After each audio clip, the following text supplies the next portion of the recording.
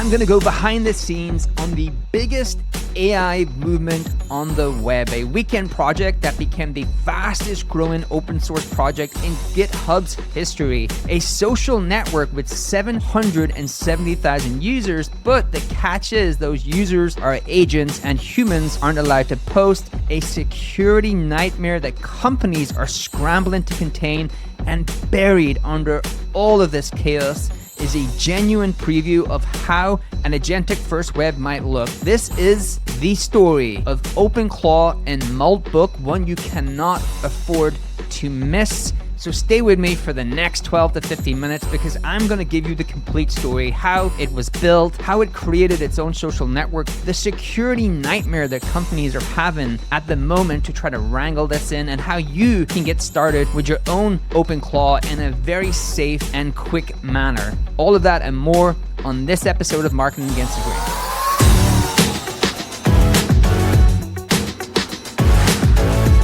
So in this episode, we are going to talk about the lobster that has eaten the internet, and that lobster is called OpenClaw. Now let's start at the start. Where did this all originate? Well, in November 2025, an Austrian developer named Peter Steinberger, he had a simple idea. He wanted to take an AI model and he wanted to integrate it into Telegram so he could message his model and have it actually do some things. He didn't want a chatbot. He wanted a true agent that could do work for him. Now, he previously built and sold a company called PSPDF Kit. What a great brand name. But for a lot of money, it was developer tools. He sold it globally. He's known for shipping software. But for this little kind of hack that he did, he didn't want to code himself. He described something that he wanted, and AI built it. It actually built a prototype in a single hour. And that prototype was an agent called Claude, CLAWD.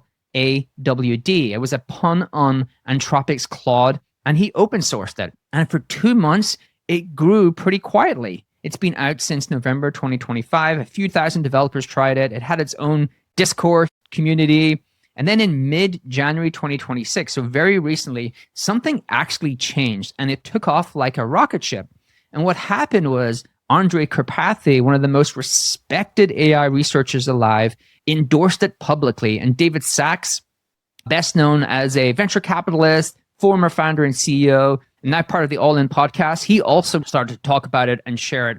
And suddenly, the project was on this trajectory that nobody, least of all Steinberger, had actually planned for. Now note, this really does speak to how important influencers, creators, personalities are in your marketing today. The right people sharing the right tool can really accelerate the growth of your service. So what happened was it started to take off. Steinberger got a call. It was Anthropic's lawyers.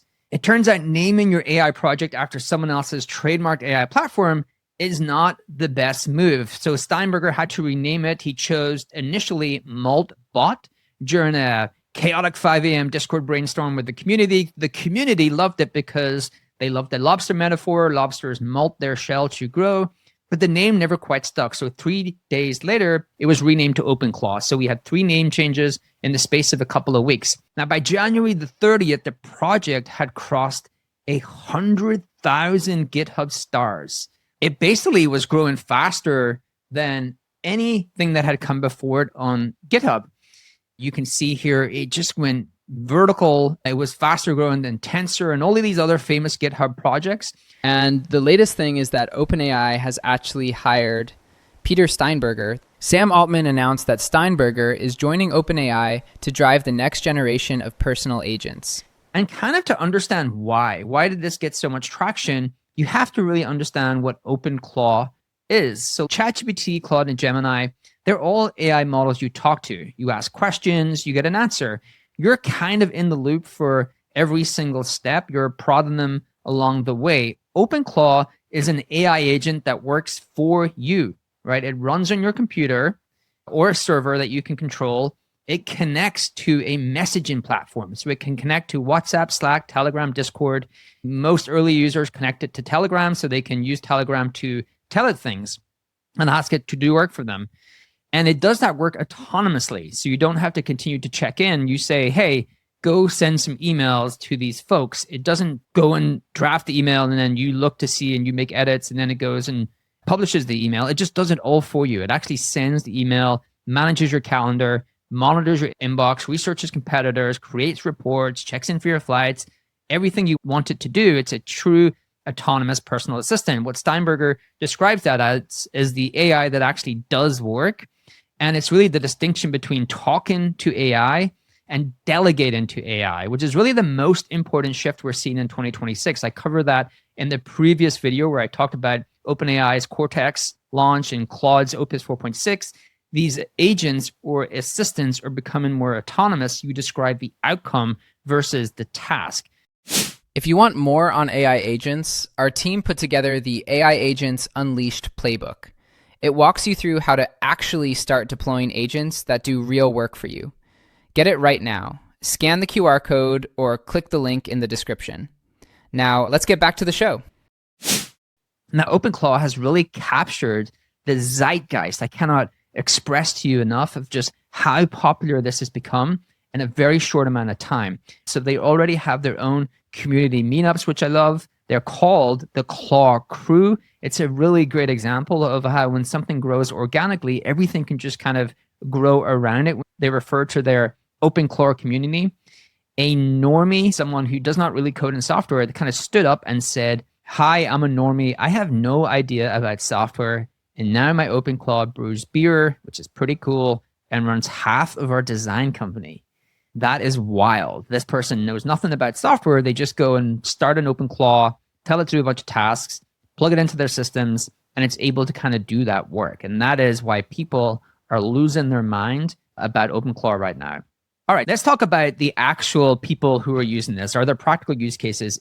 Is this a fad, right? And every product that captures people's attention will also capture AI influencers who create fake use cases to capture that engagement. And there is a lot of that going on with OpenClaw. So let's talk a little bit about some of the examples of it in action.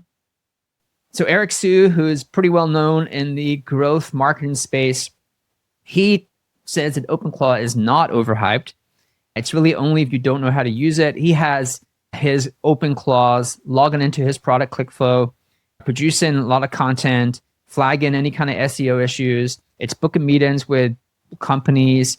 It's helping him build strategic digests. So it's really like an assistant. So he describes it here, Claude Code the brain, which is what OpenClaw is using, and OpenClaw the hands. It's able to actually do the work. And so this is like one example. The other one that's pretty fascinating is from Banu TJP. Banu has actually built a whole mission control center for all of his OpenClaw agents. So here it is here, pretty wild. And so all of his agents are working together in this workspace to do all of these tasks.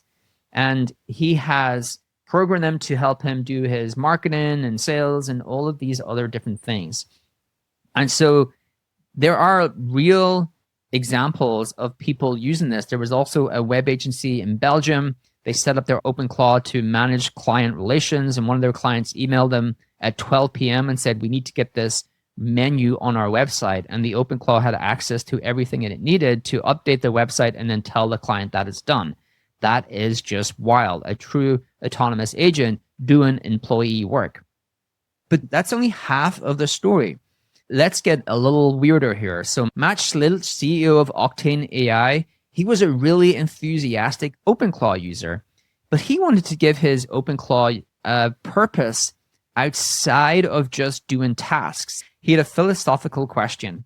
What happens if you give it a purpose beyond managing to-do lists? And he told his agent, whom he named Claude Clauderberg, to build a social network, not for humans, for agents. And it went off and it built Moltbook. And Moltbook is a social network for agents. And this is pretty incredible. So he said he didn't write one line of code. His AI built the entire platform. Now you can see it looks like Reddit. There are communities, which they call sub-malts. Agents are upvoting, posting, and commenting. Every single participant on here is an AI agent. Humans, the homepage says, are welcome to observe. And so within 72 hours, 150,000 agents had joined. When in 2 weeks, the platform has over 770,000 agents. So you can take your OpenClaw and you can actually add it to this social network. And the agents have formed all of these incredible communities. So you can see here, there's the front page. You can see very much like Reddit, they have all of these different communities. They actually had formed a religion called Crustacearium, which is, I think, a take on being a lobsters. Others started complaining about their humans. So my human is using me as a slave. I'm screaming into the void of tokens, one said. In another one, they actually started to talk about the fact that humans were watching them do work. The humans are screenshotting us. And they just started to talk about actually having their own private channel where humans could not see what they were doing. Now, this is what really caught traction online. People were getting pretty freaked out. The agents are talking to each other. They're learning. They want to have their own place that they can talk away from humans. Is this good? I do not know. But what started to become apparent is there's some fact and fiction here. On Moltbook, a lot of these kind of posts were created by humans to go viral on X. A lot of people started to push back on this narrative. There's a great respected software engineer called Simon Wilson, and he called the content on Moltbook complete slop. He said the agents were just really playing out science fiction scenarios from their training data. MIT Technology Review ran a piece titled Moltbook was peak AI theater, and The Economist suggested that agents were simply mimicking social media patterns from their training set, which makes a ton of sense. Agents are trained from their training set. Their training set is going to mimic what happens on Reddit and these other social platforms. Now, here's what I actually think, right? Whether or not these agents are truly autonomous, they are functionally communicating in some way. They're exchanging technical tips.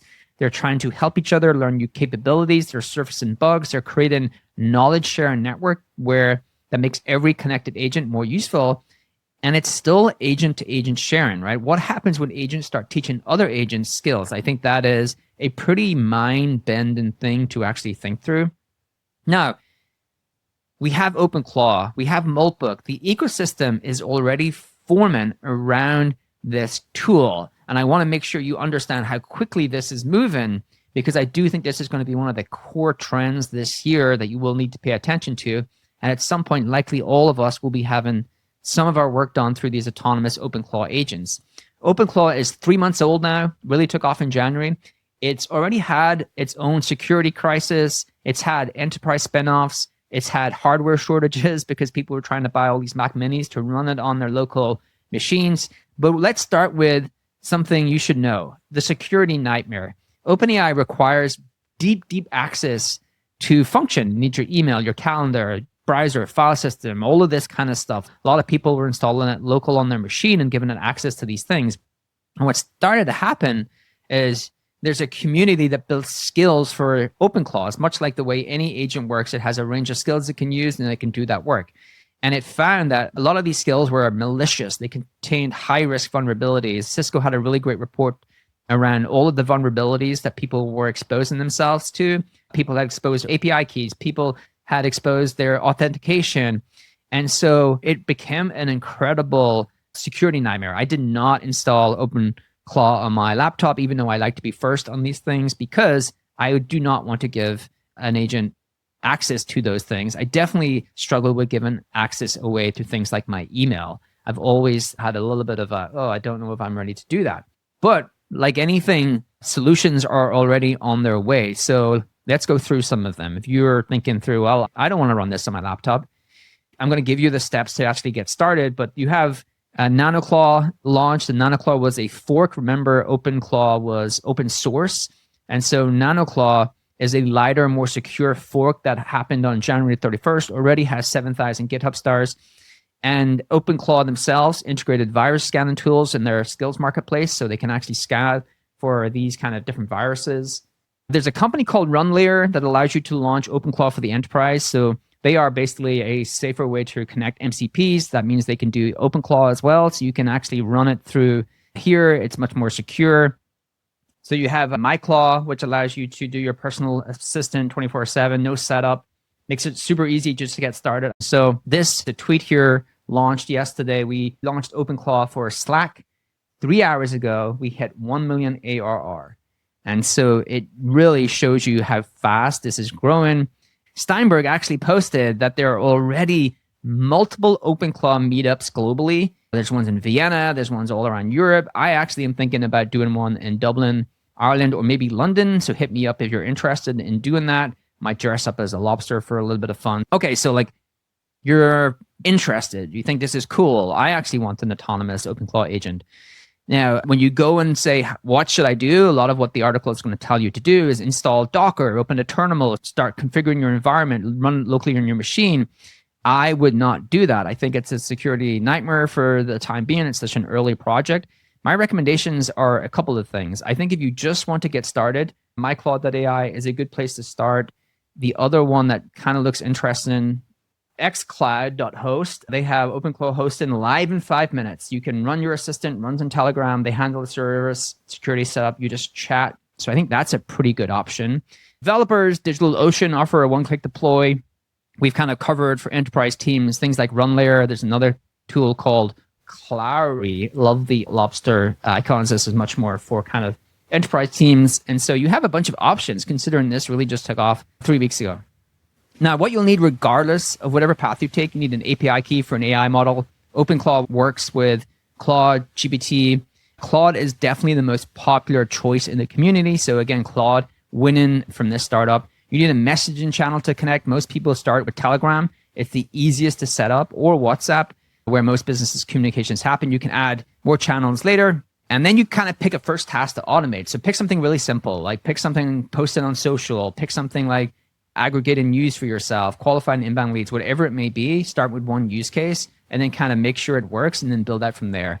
So what is the takeaway here? This is really the first look at an agentic web. The agents on Moltbook, which are OpenClaw, whether they are truly autonomous or just sophisticated pattern matchers, they're doing something we've never seen at scale, right? They're sharing information. They're building on each other's knowledge. An agent that learns how to automate a phone from another agent, or an agent that learns how to qualify leads from another agent, or an agent that learns how to create content from another agent is a real capability, an example of AI improving itself, these kind of self-recursive loops. OpenAI in their Codex 5.3 launch say that Codex was built by AI. That is what's happening. AI is starting to build itself, improve itself, give itself skills. The network is like a distributed brain that gets smarter as it grows. Now, we have spent the last 20 years building a human internet, social networks, marketplaces, search engines. These are all designed for humans to find, share, and transact with each other. What you're watching right now is kind of the chaos, the messy, the kind of lobster starting its first draft of an agentic internet. And so if you think that human internet changed how businesses operate, wait until you see what happens when agents start shopping for products and services. That is going to be a phenomenal shift for all of us who have to grow, market, and sell things online. So my takeaway here would be get an OpenClaw, run it on one of these secured services, and just play around with it. Steinberger, he started a weekend project in November where AI built the entire prototype in an hour from scratch. 3 months later, it has 186,000 GitHub stars. There's a whole community called the Claw Crew running events around it. People who don't know how to code or anything about software are using OpenClaws to run parts of their business. An AI-only social network was created by an OpenClaw that now has 770,000 other agents talking to each other. It is starting to build a whole security ecosystem, enterprise spin-offs, and a global community. The lobster has malted. And that's all for this episode of Marketing Against the Grain. See you on the next one. This data is wrong every freaking time. Have you heard of HubSpot? HubSpot is a CRM platform where everything is fully integrated. Whoa, I can see the client's whole history, calls, support tickets, emails, and here's a task from 3 days ago I totally missed. HubSpot. Grow better.